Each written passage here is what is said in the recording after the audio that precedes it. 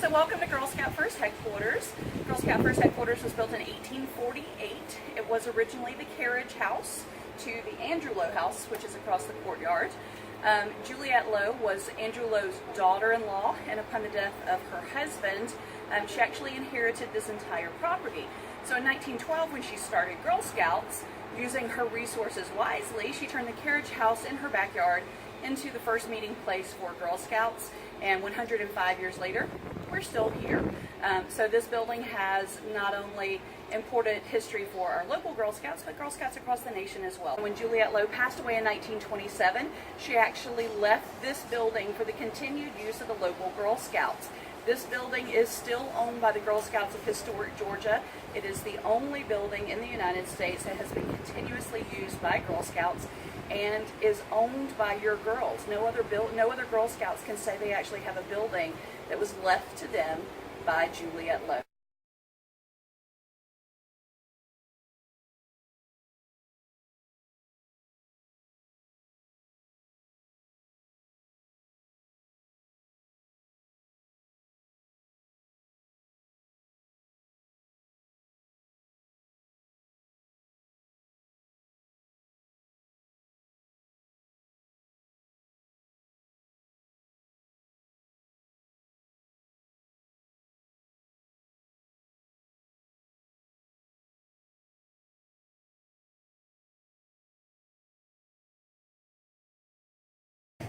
So Girl Scout First Headquarters, which is of course a property owned by the Girl Scouts of Historic Georgia, we offer tour, program, and ceremony services. Tours are free of charge to Girl Scouts from the Girl Scouts of Historic Georgia. You are required, however, to make a reservation. Programs, which are based on our council's own badges and special history patches that we have here at First Headquarters, are $8 per participant, and that is the badger patch included. Again, reservations are required. And we do recommend that you make reservations in advance, because even if an opportunity comes up for you at the last minute, we have troops that visit from across the nation and around the world who will plan their trips far in advance. So sometimes it is kind of difficult to get in at the last minute at First Headquarters. But one of our special services that we do offer exclusively for local troops is ceremonies. And when I say local troops, I mean Historic Georgia. You don't have to just be from the Savannah area. We offer investiture ceremonies, rededication ceremonies, bridging ceremonies, and even bronze, silver, and gold award ceremonies. And the wonderful thing about that is if you would like to have your visit to First Headquarters, your ceremony, at your regular troop time or at a special time, we will actually offer you the building outside of our regular business hours for your ceremony purposes. And ceremonies are free of charge, and that is something that you exclusively get to do at this building. That is a wonderful part of our, not only our council history, but our National Girl Scout history as well. We do have a shop here at First Headquarters where your cookie proceeds, your cookie dough, you can use that as well.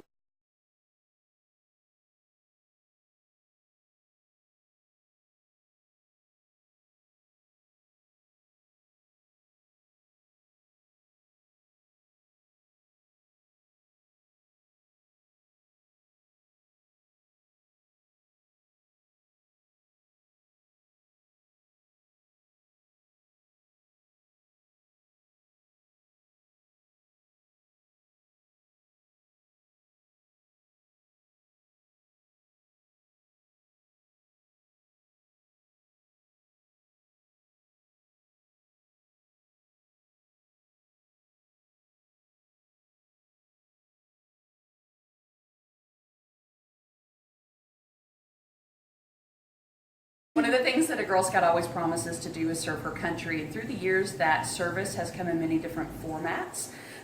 During World War I, of course, we started selling cookies as a way to send care packages to our military members overseas. Also during World War I, Girl Scouts in Georgia specifically did amazing service in that we collected peach pits, which would be turned over to the government and turned into gas mask filters to help protect our service members on the front from chemical weapons, essentially. During World War II, we could actually sit here for most of the day and talk about the service that the Girl Scouts did during World War II. Everything from selling war bonds to help pay for the war, to volunteering, earning their first aid and nursing badges, and volunteering in hospitals to help take care of our wounded service members, to babysitting so that mothers could actually go to work to help our country keep going during that vital time period. Also during this time period, it actually got to the point where Girl Scouts were so involved in the war effort and helping our country that even the President and Congress took note of that. At one point, the Girl Scouts offered to give up our pins as part of the medal drive, scrap metal drive during the war, and President Roosevelt wrote back to the Girl Scouts and he said, "I will not take the pins from the Girl Scouts because you've done so much through the years to serve your country that you should wear your pins with pride." He said, "You earn your pins like soldiers earn their medals." So for all of the work that the Girl Scouts did and continue to do, they actually refused to take the pins from the Girl Scouts during that time. In future years, Girl Scouts would step up to serve our country, especially in times of war, doing things as simple but as poignant as walking refugee children to and from school and sitting with them at lunch so that they would have friends and be less likely to be targets of bullying. And even in our current political and world situation, Girl Scouts have collected funds to help refugee children around the world as well. So Girl Scouts take to heart not only helping our country, but also making the world a better place as well.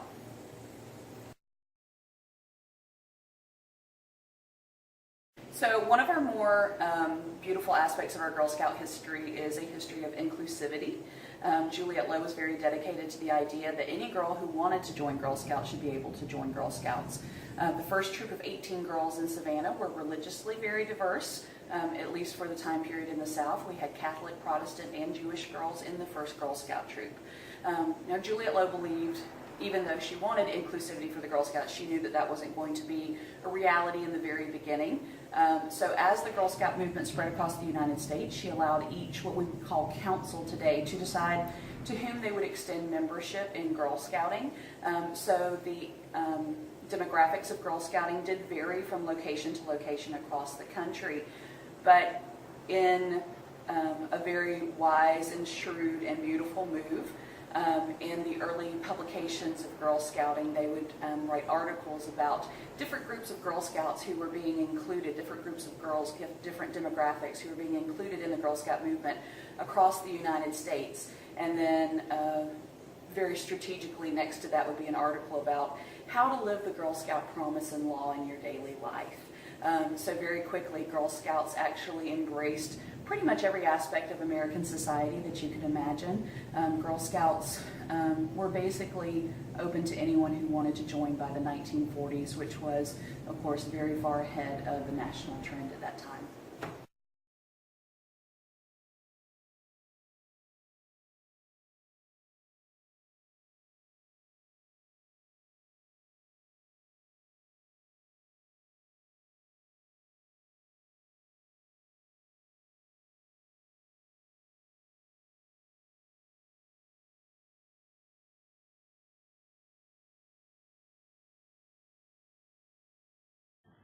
Hello, my name is Tara Nobles. I'm a member of the Marketing and Communications team here at Girl Scouts of Historic Georgia.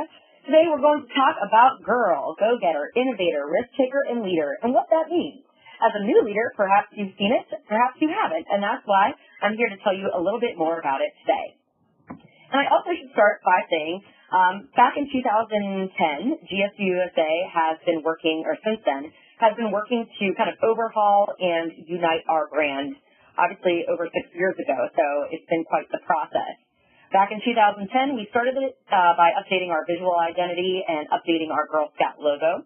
We continued the process by conducting brand health assessment, or a brand health assessment, in 2013, kind of seeing where we were in the market and comparing ourselves, of course, to other nonprofits and girl organizations.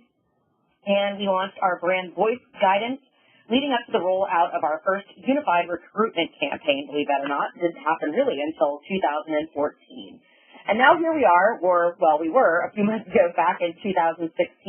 We've really now, since we've got all the basis and the platforms to stand on, really begun to develop our brand and make that a lot more clear for folks, both internally and externally. So you may, like I said, have seen this image, the go-getter, innovator, risk-taker, leader image, GIRL. We'll talk a little bit more about that today. So we're here and we're talking about this in order to build a stronger brand. Most people in the country, maybe around the world, have heard of Girl Scouts, know who we are as an organization. We want to make our brand the strongest it can be to go beyond just awareness and help us achieve the rest of our objectives. Essentially, a strong brand is an organization's most powerful tool in achieving success, whether that's increasing membership numbers, increasing funding, etc. So a stronger brand, that's why we're here, and that unifies us and makes us stronger as an organization overall. There is some misconceptions sometimes as to what brand is. Here's a few things it's not. Obviously, it's not just a logo or a color scheme or a product. Brand is actually very much ever-evolving and changing. It's personal, it's emotional, it takes time to build, and it's never really ever done, or finished, I should say. And brand is not really what we put out there, what we say Girl Scouts is, for example. It's really other people's perception of us. And in order for us to achieve this stronger brand, and to emphasize that this is not just another initiative from the Marketing and Communications Department, GSUSA has really strived to implement this in all of our departments throughout GSUSA and on the council level as well. From programming and funding to events and HR, we're all working together to integrate brand, this Girl Scout brand, in everything that we do. So you've seen the girls. What does it stand for? Go-getter, innovator, risk-taker, and leader. This is basically our new platform to describe how we take the lead every day. Girl, or GIRL experiences and skills create our idea of leadership the Girl Scout way through every single thing that we do. It's the heart of who we are as a movement, what our program is all about, and, again, the way that we build a stronger brand internally and externally. So, step by step, a go-getter, one who expresses vision, ambition, and persists through challenges. When we innovate, we problem-solve with creativity, curiosity, and resourcefulness. Risk-taking, making decisions, facing fears, taking on new experiences. So that's not necessarily taking dangerous risks, just risks in general. Like I said, taking on new experiences. And being a leader, we emphasize, identify strengths, and empower others. So how did GSUSA get here? I mean, this was obviously not something they just threw together overnight. It's something they worked on for a while. And they took inspiration basically from our very beginning, because since 1912, Girl Scouts has been overcoming challenges like go-getters, solving problems like innovators, taking on new experiences like risk-takers, and leading with empathy through it all. So the original GIRL, our founder, of course, Juliette Gordon-Low, she was the original of all of these things. So for Go-Getter, when she was just 16, she rounded up her cousins to start the Helping Hands Club, where they learned how to sew, and then made clothing for a recently immigrated family. She was an innovator. In 1912, obviously, she famously announced, "I've got something for the girls of Savannah and all of America and all the world, and we're going to start tonight." And from that first group of just 18 girls, very culturally and ethnically diverse girls, Daisy Lowe broke the conventions of the time, reaching across class, cultural, and ethnic boundaries to ensure that Girl Scouts was going to offer all girls a place to grow and develop their leadership skills.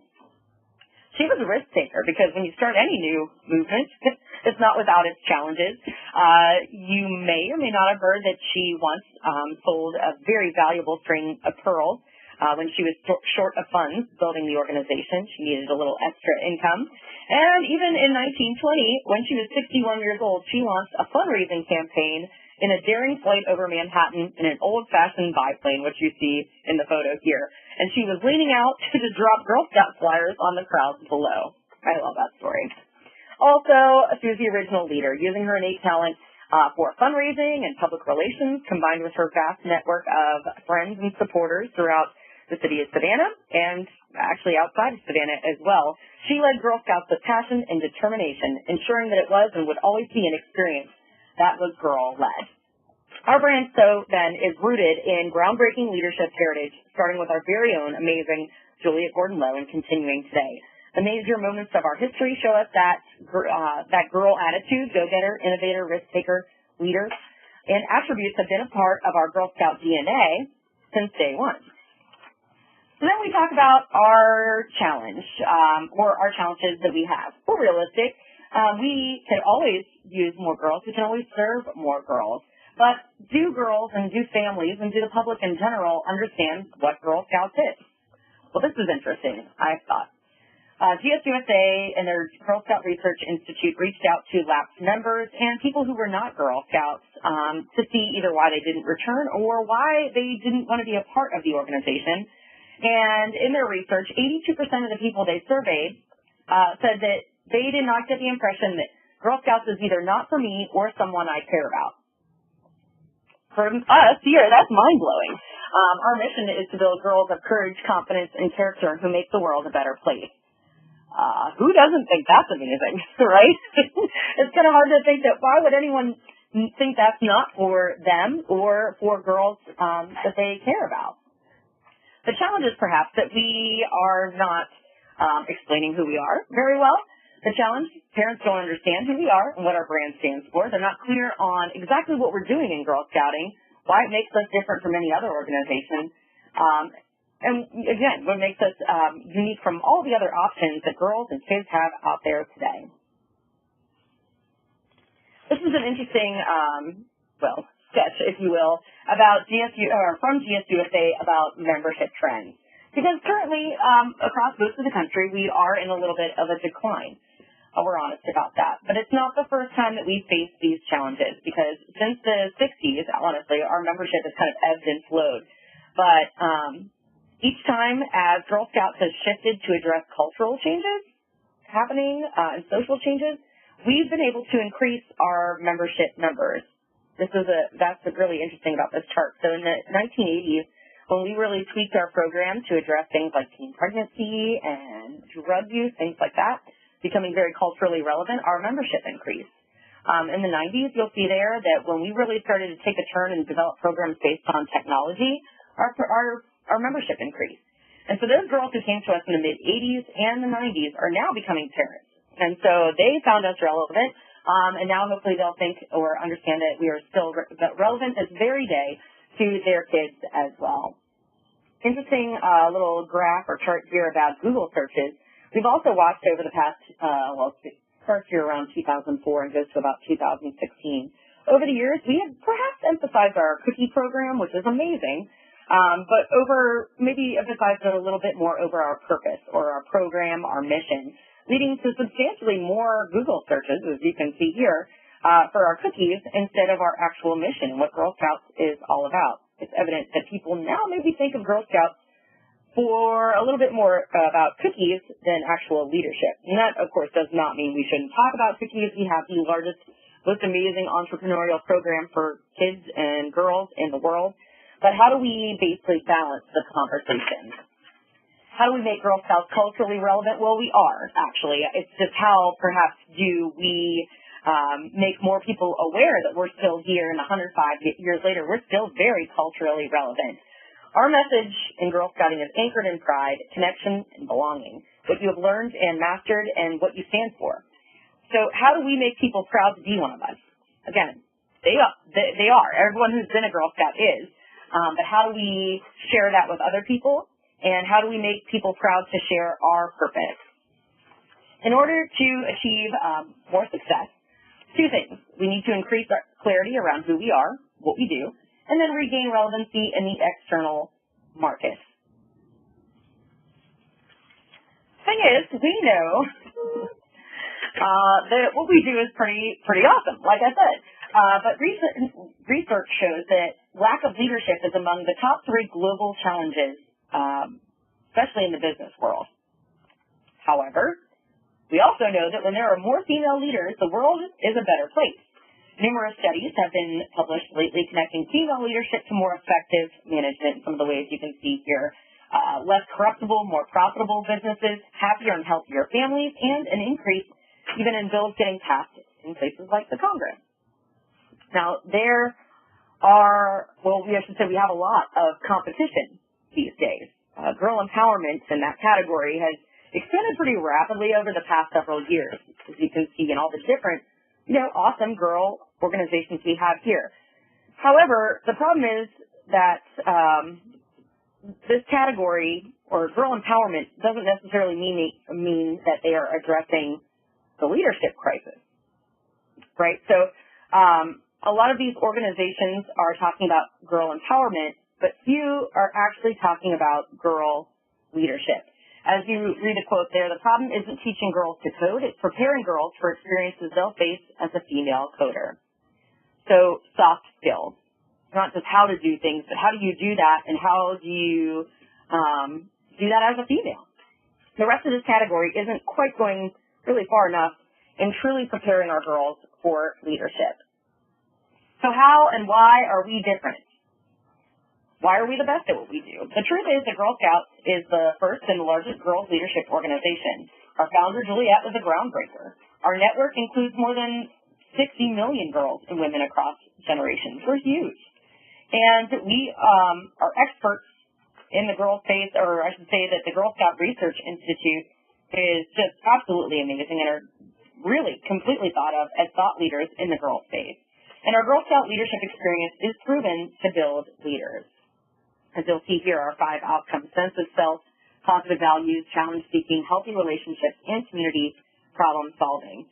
Through the Girl Scout leadership experience, we know that Girl Scouts are developing the exact leadership skills that we know are in decline through everyday actions, both big and small, across our 4 program pillars. That's STEM, outdoor, life skills, and entrepreneurship.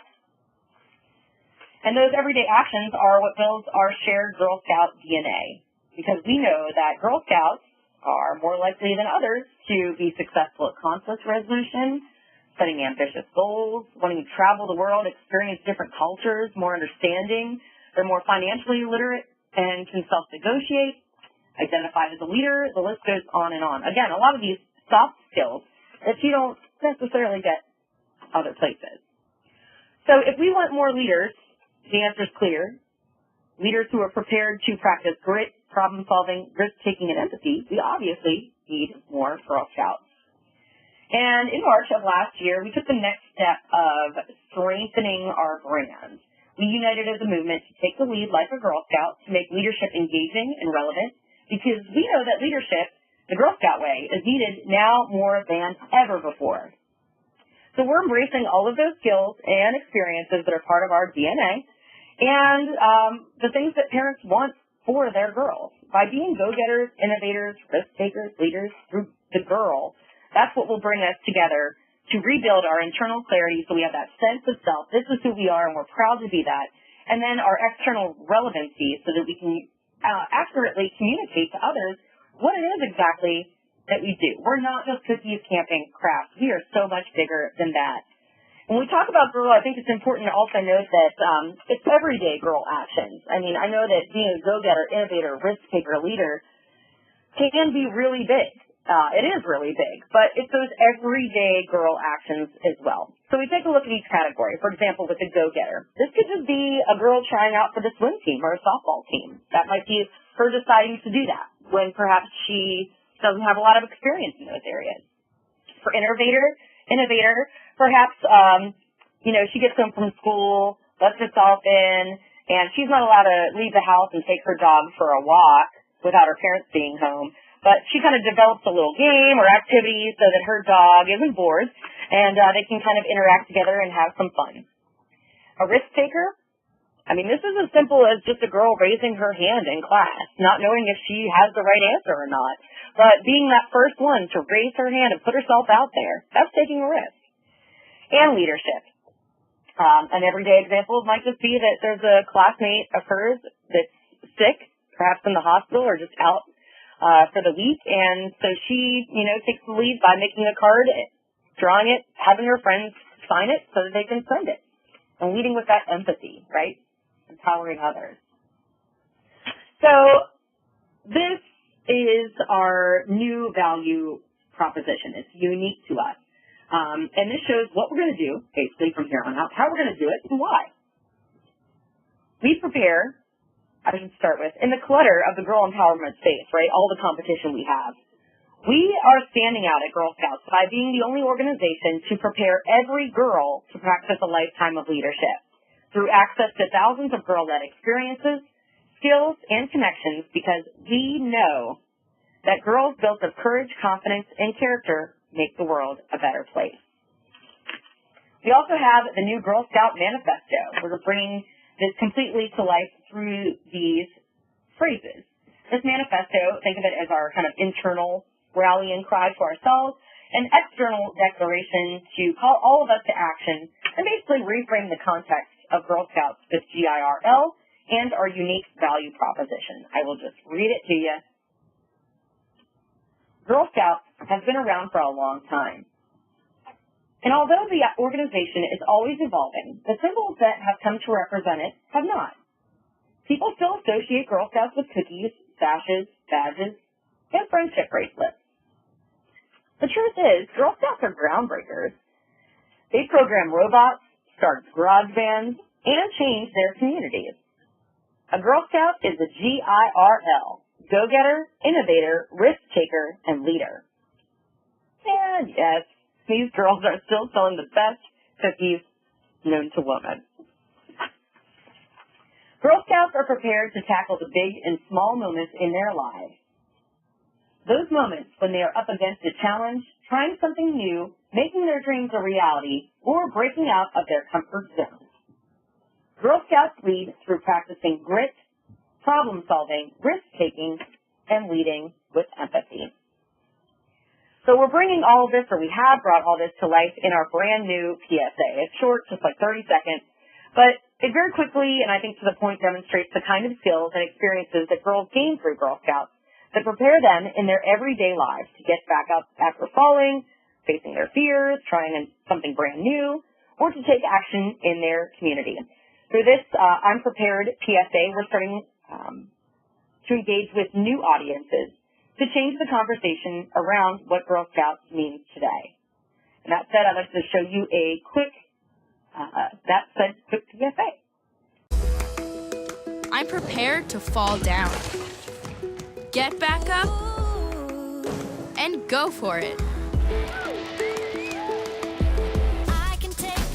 I'm prepared to try something totally new.